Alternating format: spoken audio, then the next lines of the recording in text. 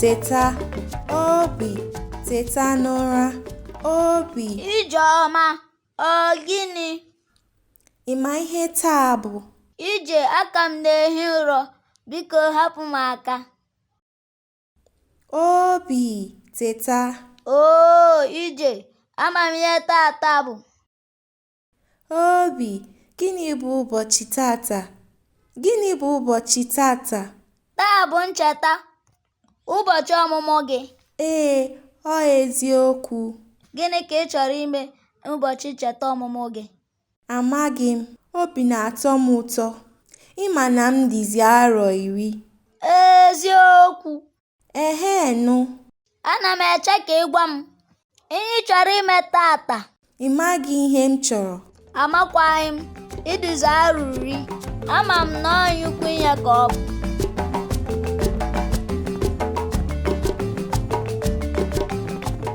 Ije, anyị nọ na-achọ gị. Ada anyị, ezi ncheta ụbọchị ọmụmụ nke arọ 10. Ezi ncheta ụbọchị ọmụmụ gị asa nwa. Bulie ya elu, bulie ya elu. Jehova kachasị mmadụ niile elu.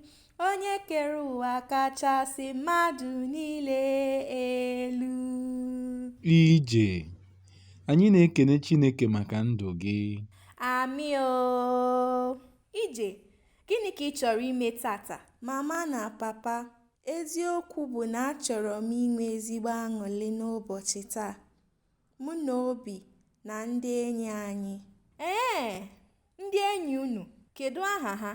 Achọrọ m ka Netonna, Adaọma, Somto, Kenechukwu, Chizara, Chinemelụ, Nnamdi, Nọnso, Tobenna, Kenenna, Emeka, Chinedu, Aṅụrị, Chinua na Obi nwanne m nwoke bịa. Ị chọrọ ka gị na ndị enyi unu nwee ntakịrị mmemme? Ee, Mọmị, ọ ga-eme ka obi dị m ụtọ. Ka m hụ ihe anyị ga-emenwu.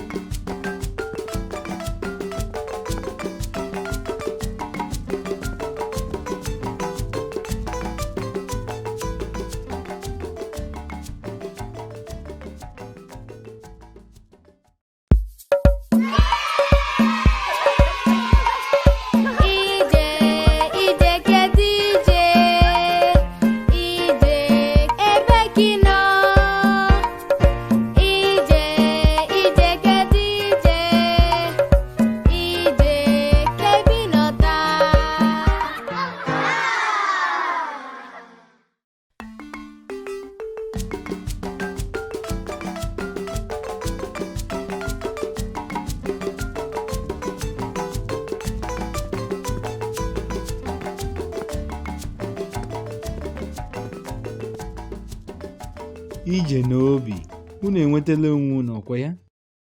Ee, papa, enwetara m onwe m, nri niile na egwuregwu niile. Ije, biko, ọ dị ka ị ga na-eme ihe mmemme a oge niile. Obi, kedu ihe niile i riri? Anyị ma etu gị na nri si eme. Ije, erijuru m afọ. Eriri m osikapa, anụ ewu, ọkụkọ eghere eghe na ji. Mama, agụụ agụwala m ọzọ. Biko, o wee nri fọdụrụ. Obi, biko jiri nwayọọ. Ije, ị nwerekwara aṅụrị tata? Ee, Mama. Daalụ maka ihe niile unu mere ka tata dị mma. Arọ 10 bụkwa nnukwu ihe. Ana m ekene Chukwu maka ndụ m, maka unu bụ mama na papa na Obi nwanne m nwoke. Ekene dịrị Chukwu.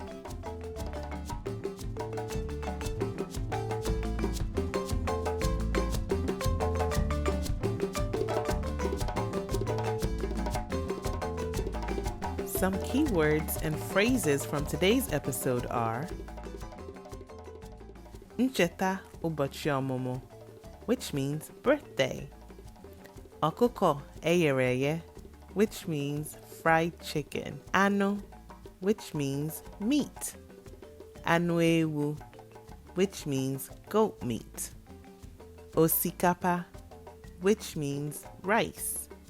Ji, which means yam. Ago, which means hunger. Enyi, which means friend. Meme, which means party. Aro, which means year. Practice these keywords as you continue to learn Igbo with EJ the World Traveler.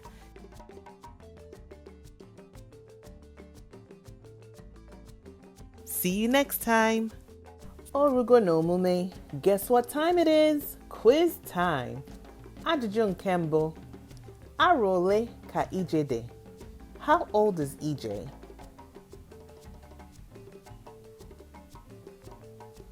EJ dị arọ iri. EJ is 10. Ajụjụ nke abụọ. Kedu otu EJ si wee mee mmemme ncheta ụbọchị ọmụmụ ya?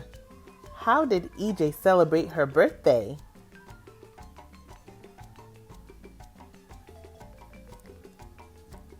EJ, ndị enyi ya na nwanne ya nwoke Obi nwere ntakịrị mmemme.